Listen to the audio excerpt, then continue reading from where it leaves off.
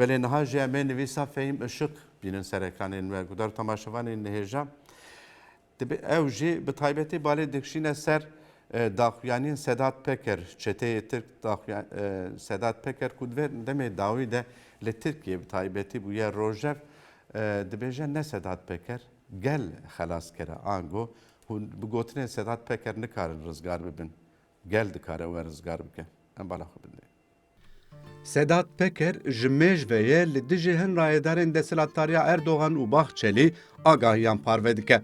Carna jî dîmenan diweşîne lê heta niha li dijî Erdogan û Baxçelî rasta rast tiştek negotiye.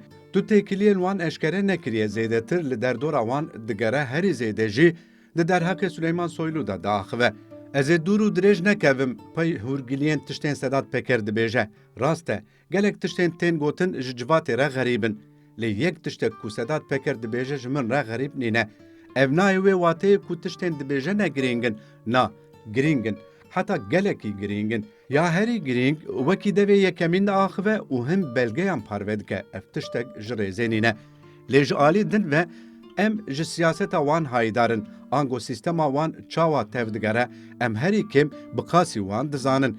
Siyaset jî, dîn jî, Tirkperestî û nijadperestî jî ji bo wan tenê haletên berjewendiyê ne. Niha jî Sedat Peker ne ji bo sîstema wan hilweşîne.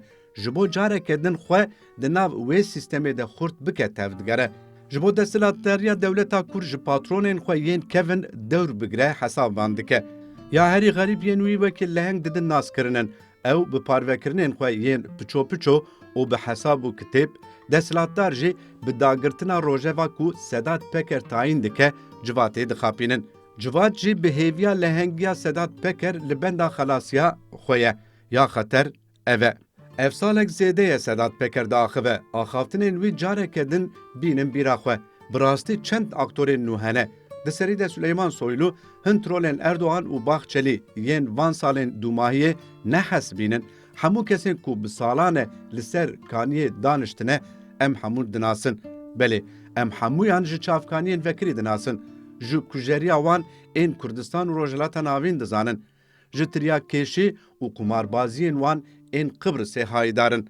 Di derheqê her kesên ku Sedat Peker behs dike de berî Sedat Peker biaxive hezaran nûçe hatine çêkirin.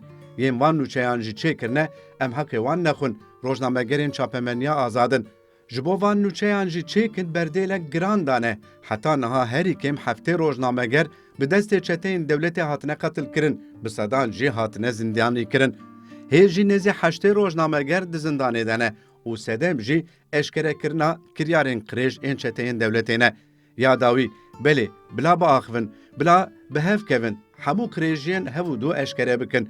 Tu zirara me ji vî halê wan tune ye, lê dîsa jî divê em bizanibin xelaskarê me ne ewin. Kin û Kurd, ew di nav qirêjiyê de mezin bûne û dikarin tenê berjewendiyên xwe bifikirin. Xilaskar gel bi xwe ye, divê gel bi helwesta xwe ve careke din derfet nede van qirêjan.